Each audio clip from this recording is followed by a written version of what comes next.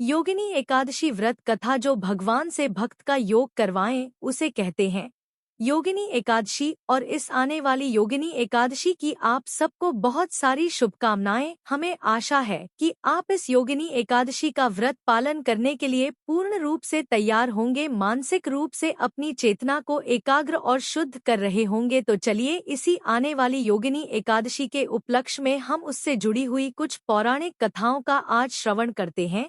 अगर आज की कथाएं अच्छी लगे तो उसे लाइक करके शेयर कीजिएगा और अंत तक इस कथाओं को अवश्य सुनिएगा। तो आइए आज की कथा आरंभ करते हैं। एक समय युधिष्ठिर महाराज ने भगवान श्री कृष्ण से पूछा, है मधुसूदन, आपने मुझे ज्येष्ठ मास में आने वाली निर्जला एकादशी के विषय में सब कुछ बताया, लेकिन अब मैं आषाढ़ मास के कृष्ण पक्ष में आने वाली एकादशी के विषय में जानना चाहता हूँ।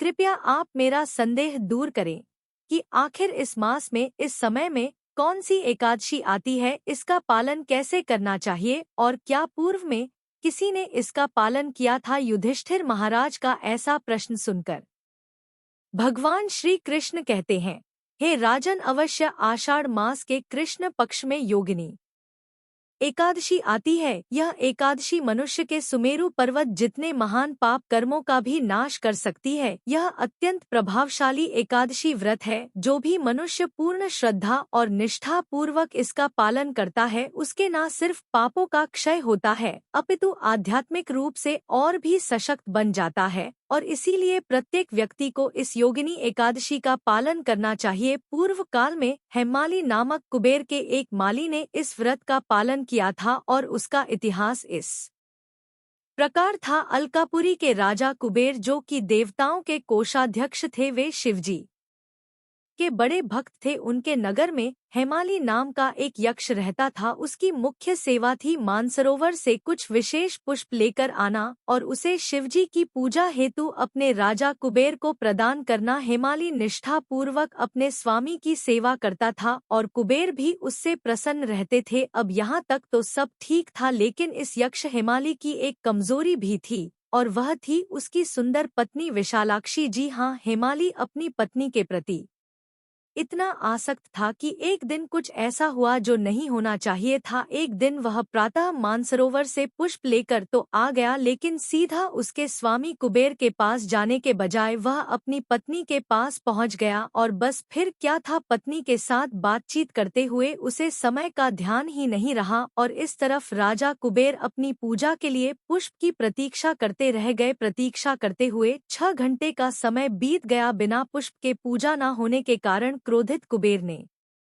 उसी क्षण एक सिपाही को हेमाली के पास भेजा। सिपाही जब हेमाली के घर गया तो उसने हेमाली को अपनी पत्नी के साथ विनोद करते हुए देखा और यह सूचना सिपाही ने तुरंत जाकर अपने राजा कुबेर को दी। बस फिर क्या था, अब कुबेर के धैर्य के सारे बांध टूट चुके थे। इस तरफ हेमाली को भी समय का भान हुआ, उसे अपनी भूल समझ आई और प्रायश्चित करने हेतु वह उसी क्षण राजा कुबेर के पास पहुंचा। भय से उसके पैर और जिहाँ कांप रहे थे, वह हाथ जोड़कर राजा कुबेर के समक्ष खड़ा हो गया और उनसे क्षमा याचना करने लगा। लेकिन कुबेर के क्रोध की ज्वाला अत्यंत भयावह थी। उन्होंने अत्यंत रोष प्रकट करते हुए हेमाली से कहा, है मूर्ख, आध्यात्मिक सिद्धांतों को नष्ट करने वाले महापापी, अपनी पत्नी के प्रति तुम्हारी अत्यधिक आसक्ति के कारण आज तुमने मेरे आराध्य देव शिव जी के प्रति अपराध किया है। इसलिए मैं तुम्हें श्राप देता हूँ कि इसी क्षण तुम्हारा पतन हो जाए, तुम्हारा संपूर्ण शरीर कोढ़ की बीमारी से ग्रस्त हो जाए, तुम पृथ्वी पर इस यातना की सजा भुगतो और अपनी पत्नी से सदा सर्वदा के लिए दूर हो जाओ। अब देखिए कुबेर का श्राप मिथ्या कैसे हो सकता है। उसी क्षण हेमाली का पतन हुआ और वह कोढ़ से ग्रस्त जर्जर शरीर के साथ पृथ्वी लोक में आ गिरा। भूख और प्यास से पीड़ अपने शरीर की पीड़ा को सहता हुआ हिमालय जंगलों में भटकने लगा। इस प्रकार अनेक वर्षों तक वह इस यातना को भुगतता रहा, लेकिन पूर्व जन्म में शिव जी की उपासना में सहायता करने के कारण उसकी चेतना शुद्ध और सात्विक बनी रही। जंगलों और वनों में भटकते हुए एक दिन वह मेरु पर्वत पर जा पहुंचा। वहां ऋषि मार्कंडेय, जिनकी आयु 7 कल्प जितनी है, उनके पास पहुंचा। महान तपस्वी ऋषि को देखकर हिमाली ने उन्हें दूर से ही दंडवत प्रणाम किया। करुणामय ऋषि मार्कंडेय ने उसे अपने पास बुलाया और उससे पूछा, हे वत्स, तुम कौन हो और इस प्रकार इस जंगल में किस उद्देश्य से आए हो? ऋषि की प्रेम पूर्ण वाणी से गदगद होकर हिमाली ने अपने पूर्व जन्म का सारा वृतांत कह सुनाया और अंत में हाथ जोड़कर इस प्रकार कहा, हे ऋषिवर, पूर्व जन्मों के कुछ पुण्य कर्मों के कारण मुझे आपके दर्शन प्राप्त हुए हैं। कृपया आप मुझे इस पाप से मुक्त होने का कोई मार्ग दिखाएं। हेमाली की प्रार्थना सुनकर ऋषि मार्कंडेय ने कहा, हे पुत्र, आने वाले आषाढ़ मास के कृष्ण पक्ष में योगिनी एकादशी आएगी। यदि तुम इस एकादशी व्रत का दृढ़ता और निष्ठा पूर्वक पालन करोगे तो इस व्रत के प्रभाव से तुम उसी क्षण सभी पापों से मुक्त हो जाओगे। ऋषि के सांत्वना युक्त वचन सुनकर हिमाली की आंखों में खुशी के अश्रु प्रवाहित होने लगे। उसने ऋषि के प्रति अपनी कृतज्ञता व्यक्त की और योगिनी एकादशी व्रत के पालन का संकल्प लेकर वहां से चला गया। जब आषाढ़ मास आया तो उसने योगिनी एकादशी का श्रद्धा और नियम पूर्वक पालन किया। व्रत के दिव्य प्रभाव से उसका शरीर कोढ़ मुक्त हो गया और अपने पूर्वज के शरीर को प्राप्त करके वह अलकापुरी धाम वापस लौट आया।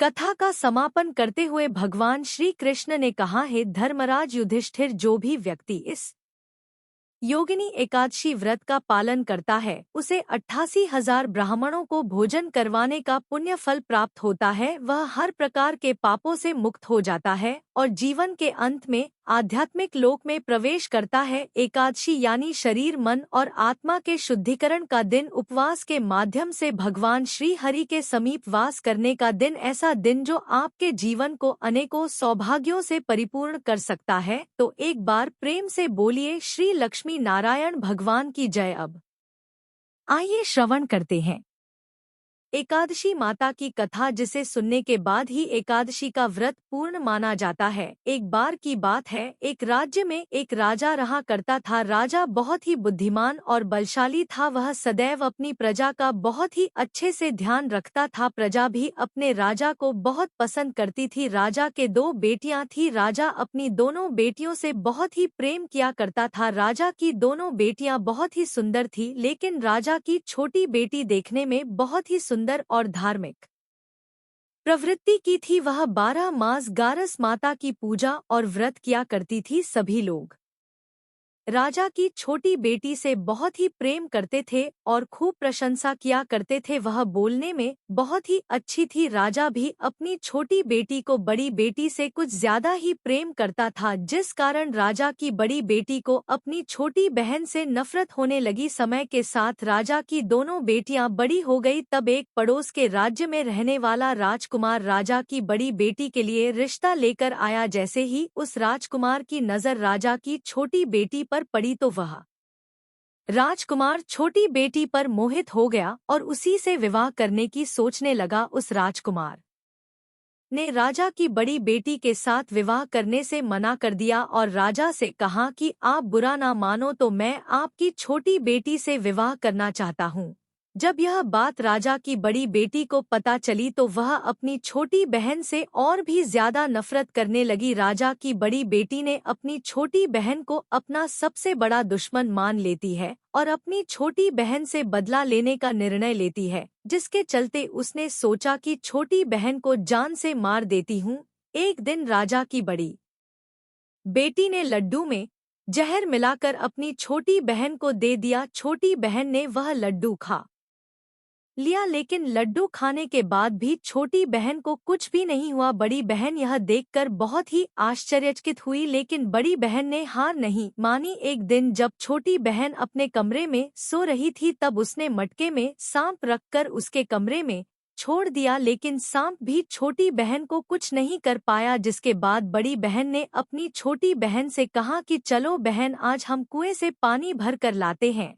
तो छोटी बहन अपनी बड़ी बहन के कहे अनुसार उसके साथ पानी लेने के लिए चली गई। जैसे ही वह पानी कुएं से निकालने लगी तो बड़ी बहन ने उसे कुएं में धक्का दे दिया, लेकिन गारस माता के आशीर्वाद से वह सकुशल बाहर निकल आई। यह देखकर उसे बहुत ही आश्चर्य हुआ कि ना जाने मैंने कौन कौन से प्रयास किए हैं, फिर भी इसका कुछ भी नहीं बिगड़ा। उसने एक दिन सोचते सोचते छोटी बहन के पास जाकर कहा कि बहन, तुमको पता है भगवान सबकी मृत्यु एक निश्चित समय पर लिखते हैं, तुम्हारी और मेरी मृत्यु कैसे होगी क्या तुम जानती हो? तब छोटी बहन ने कहा, हाँ बहन, मेरी मृत्यु कैसे होगी यह तो मैं जानती हूँ। छोटी बहन से यह सुनकर बड़ी बहन को बहुत ही संतुष्टि हुई और सोचने लगी कि इस बार मैं इसे जरूर मार दूंगी। उसने अपनी छोटी बहन से कहा कि अपनी मृत्यु का राज मुझे तो बताओ, मैं तुम्हारी बड़ी बहन हूँ।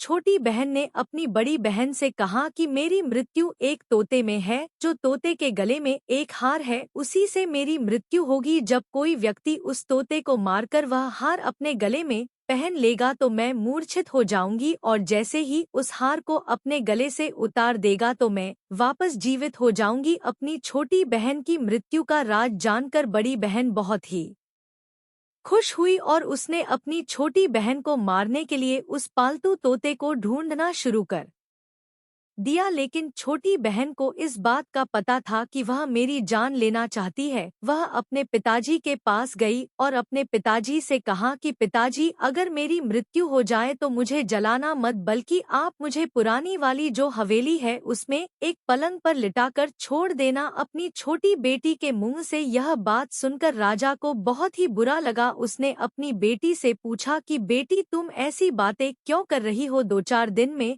तेरी शादी होने वाली है। तब राजा की छोटी बेटी ने बताया कि पिताजी, समय किसी के लिए नहीं रुकता, कब क्या हो जाए किसी को कुछ भी पता नहीं है। फिर राजा ने अपनी छोटी बेटी से कहा कि तुम्हारा ऐसा बोलना मुझे बिल्कुल भी अच्छा नहीं लगता, लेकिन छोटी बेटी ने अपने पिताजी को ऐसा करने पर मजबूर कर दिया और वचन ले लिया कि मरने के बाद जलाना नहीं है। तो राजा ने भी अपनी छोटी बेटी की बात मान ली और 2-3 दिन बाद जब शादी का समय आया, घर में पूरा शादी का माहौल था। पूरे गाजे बाजे के साथ बारात आई। राजकुमार बारात लेकर राजा के घर आया। राजकुमार और राजा की छोटी बेटी का विवाह शुरू हो गया। जैसे ही राजा की छोटी बेटी राजकुमार के साथ अपने फेरे लेना शुरू करती है तो उसी समय उसकी बड़ी बहन अपनी छोटी बहन के कमरे में जाकर उसके तोते को पकड़ लेती है और उसे जान से मार देती है। तोते के गले में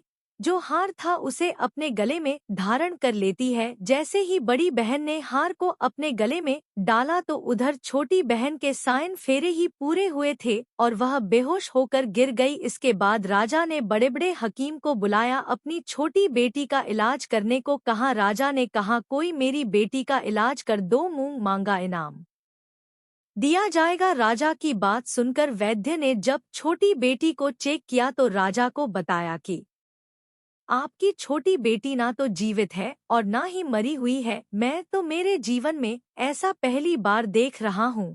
तो राजा ने वैद्य और हकीम को कह दिया कि यह बात बाहर किसी को मत बताना, अगर तुमने यह बात और किसी को बताई तो हम तुम्हें फांसी की सजा देंगे। राजा ने अपनी छोटी बेटी को पुराने महल में ले जाकर एक पलंग पर लेटा दिया, वहां पर कुछ सैनिकों को तैनात कर दिया और स्वयं महल पर आ गया। राजा की बड़ी बेटी अपने पिताजी के पास गई और कहने लगी कि पिताजी, अगर यह शादी संपन्न नहीं हुई तो आपकी इज्जत का क्या होगा? अगर आप कहो तो मैं आपकी इज्जत बचाने के लिए राजकुमार से शादी करने के लिए तैयार हूँ। राजा ने अपनी बड़ी बेटी की बात मानकर छोटी बेटी के कपड़े बड़ी बेटी को पहना दिए और मंडप पर भेज दिया। लेकिन राजकुमार यह जान गया था कि यह राजा की छोटी बेटी नहीं है तो उसने शादी करने से मना कर दिया। लेकिन वहां पर आए सारे लोगों ने राजकुमार को शादी करने के लिए विवश कर दिया और राजा की बड़ी बेटी से शादी उस राजकुमार की करवा दी। बचे हुए 3 फेरे बड़ी बेटी के साथ दिलवा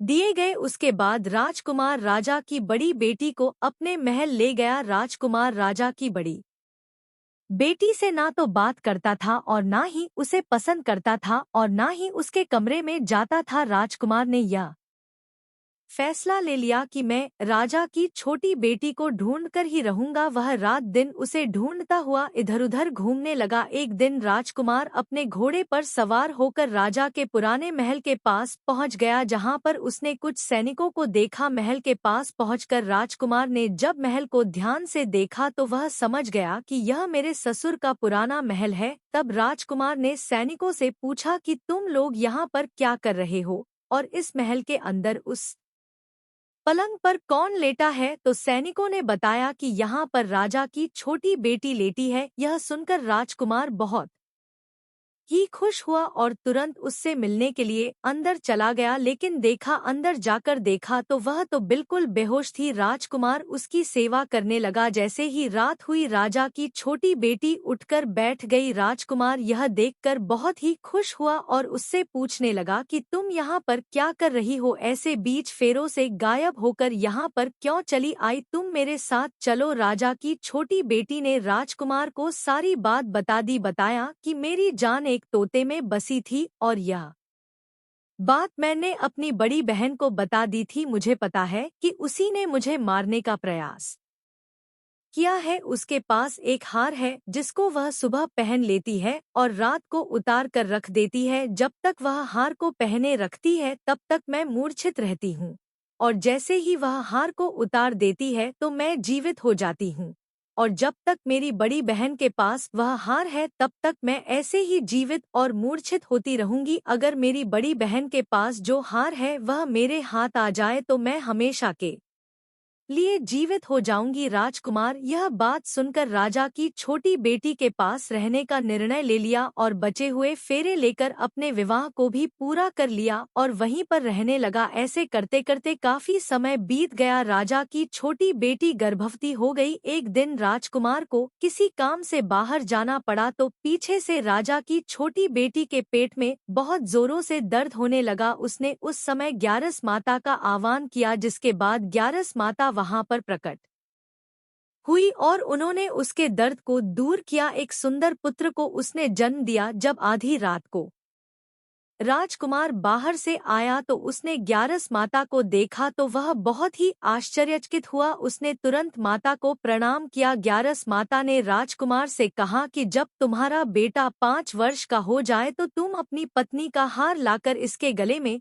डाल देना, जिससे यह हमेशा के लिए जीवित हो जाएगी। समय के चलते राजकुमार का बेटा 5 साल का हो गया। एक दिन राजकुमार को फिर किसी काम से बाहर जाना पड़ा। उसने अपने बेटे से कहा, तुम अपनी माता का ध्यान रखना और मैं शाम तक लौट आऊंगा। जैसे ही राजकुमार वहां से बाहर निकला तो बड़ी बहन के सैनिकों ने उसे देख लिया और बड़ी बहन को जाकर सारी बात बता दी, जिसके बाद बड़ी बहन अपनी छोटी बहन के पुत्र को वहां से उठवा लिया और उसे मरवा दिया। उसके 2 टुकड़े करवाए। पहले टुकड़े को चक्की के पास छुपा दिया और दूसरा टुकड़ा अपने पलंग के नीचे रख लिया। यह देखकर ग्यारस माता ने भिखारी का रूप धारण किया और उसके घर आ गई, भिक्षा मांगने लगी। तो बड़ी बहन ने अपने नौकरों से कहा कि जाओ भिखारी को भिक्षा दे दो, लेकिन जैसे ही नौकर ग्यारस माता को भिक्षा देने के लिए जाता है तो माता उन्हें मना कर देती है और कहती है कि मैं तुम्हारी रानी